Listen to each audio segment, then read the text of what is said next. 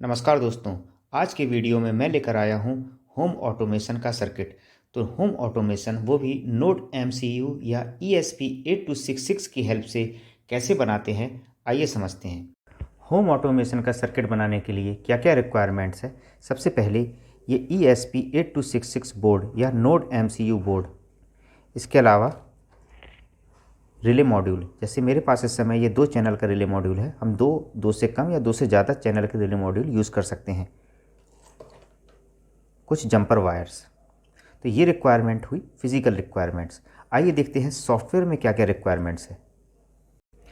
सबसे पहला काम है अपने सिस्टम में Arduino IDE सॉफ्टवेयर डाउनलोड करना, जो कि हम गूगल पे सिंपली टाइप करके उसको खोल सकते हैं। देखिए कुछ इस तरह की वेबसाइट है arduino.cce और ये हमको होम स्क्रीन दिख रही है। यहाँ से हम सिलेक्ट कर लेंगे, ये जो नीली विंडो दिख रही है कि हमारा ऑपरेटिंग सिस्टम कौन सा है, वहीं क्लिक करके हम Arduino को डाउनलोड कर सकते हैं। Arduino डाउनलोड होने के बाद इसका आइकन कुछ इस तरह से दिखता है। ये देखिए, ये आपको स्क्रीन पे दिख रहा है, जहाँ मेरा कर्सर है ये Arduino का आइकन है। Arduino सॉफ्टवेयर के पास केवल Arduino बोर्ड की लाइब्रेरी रहती है। यहाँ पर हमें नोड एमसीयू की लाइब्रेरी, इस बोर्ड की लाइब्रेरी इसमें इंक्लूड कराना है। तो कैसे ये लाइब्रेरीज इंक्लूड कराते हैं और कौन कौन सी लाइब्रेरी हमें इंक्लूड कराना है, तो देखिए कुछ लाइब्रेरीज मैंने यहाँ लिख रखी हैं। सबसे पहले इन लाइब्रेरी को हमें गूगल पर सर्च करना है, ESP8266। जैसे ही लाइब्रेरी सर्च हो जाएगी, सबसे ऊपर ही वेबसाइट आएगी गिटहब। जब हम वेबसाइट खोलेंगे तो कुछ इस तरह से दिखेगी, आपकी स्क्रीन पे मैं दिखाता हूँ। ये देखिए इस तरह से गिटहब वेबसाइट हमें दिख रही है।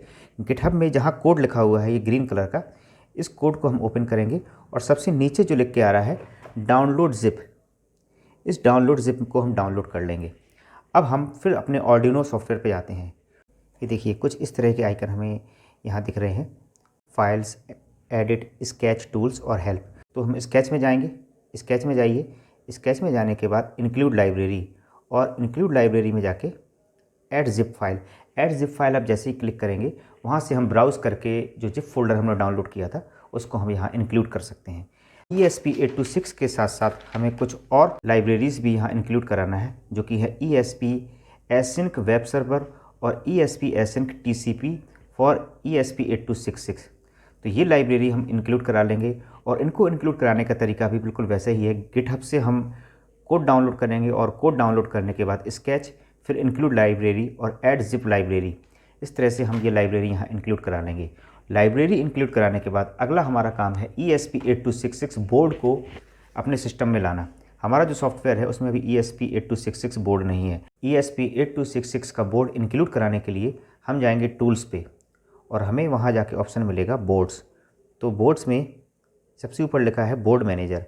बोर्ड मैनेजर पे हम क्लिक करेंगे, जो विंडो खुल जाएगी वहाँ सर्च पे हम ESP8266 टाइप कर लेंगे। जो सबसे पहला वर्जन होगा, यहाँ से हम वर्जन सेलेक्ट करके लेटेस्ट वर्जन इंस्टॉल कर लेंगे। और आखिरी काम है हमारा नोड एमसीयू का ड्राइवर इंस्टॉल करना। तो नोड एमसीयू का ड्राइवर भी हम गिटहब की हेल्प से इंस्टॉल कर लेंगे।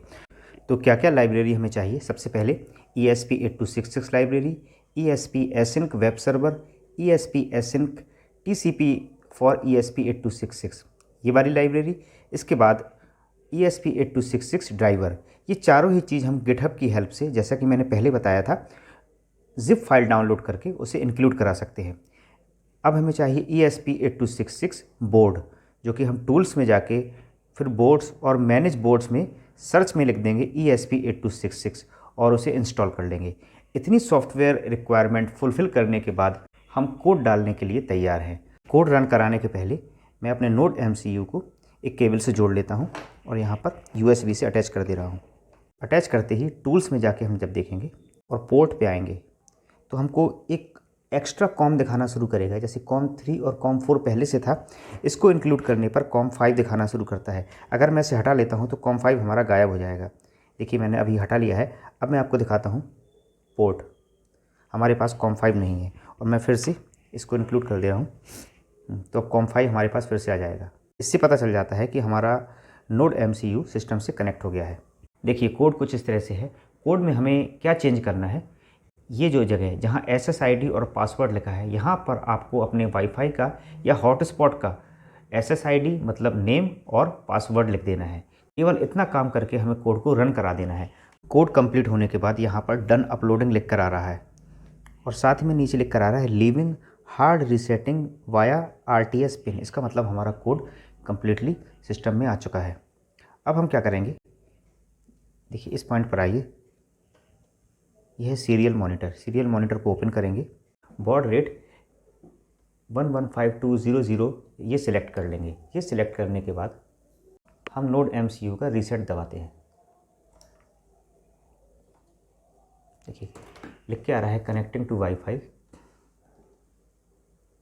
कनेक्टिंग टू वाईफाई के बाद नीचे IP नंबर लिख के आ रहा है। इस IP नंबर को हमें नोट कर लेना है।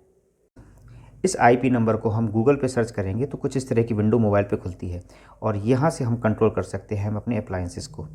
तो यहाँ 2 रिले में कनेक्ट कर रहा हूँ, तो ये 2 ऊपर के बटन हैं, ये मेरे काम के हैं। यहाँ से मैं जो भी अप्लायंस उन रिले के थ्रू कनेक्ट करूँगा उसको ऑन या ऑफ़ कर सकता हूँ।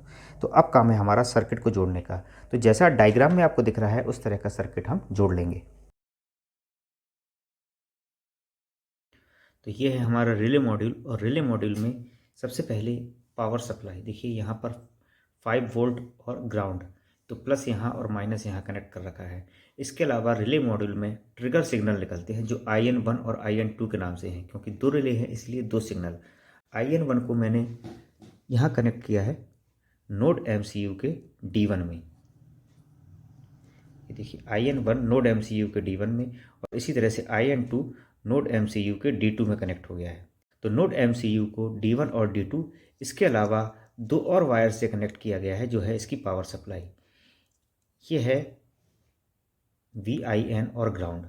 तो जो 5 वोल्ट की सप्लाई मैंने रिले को दी थी वही 5 वोल्ट की सप्लाई VIN और ग्राउंड मैंने नोड MCU को भी दी है। इस प्रकार हमारा सर्किट रेडी है। अब बात करते हैं हम अपने AC सेक्शन की। यहाँ हम अगर रिले में देखें तो रिले की तरफ 3 पॉइंट लिखे होते हैं। पहला पॉइंट NC मतलब नॉर्मली कनेक्टेड, दूसरा है कॉमन, और तीसरा पॉइंट जहाँ हमने वायर कनेक्ट कर रखा है वो है NO नॉर्मली ओपन। देखिए NO लिखा हुआ है और ऊपर NC लिखा हुआ है, नॉर्मली क्लोज्ड और नॉर्मल ओपन। तो नॉर्मली ओपन और ग्राउंड में मैंने AC सप्लाई दे रखी है, AC सप्लाई दे रखी है। और सर्किट कनेक्ट करने के बाद हम बड़े ही आसानी से अपने मोबाइल के वेब सर्वर के थ्रू इसे ऑपरेट कर सकते हैं। देखिए एक बार आपको फिर दिखाते हैं कुछ इस तरह से।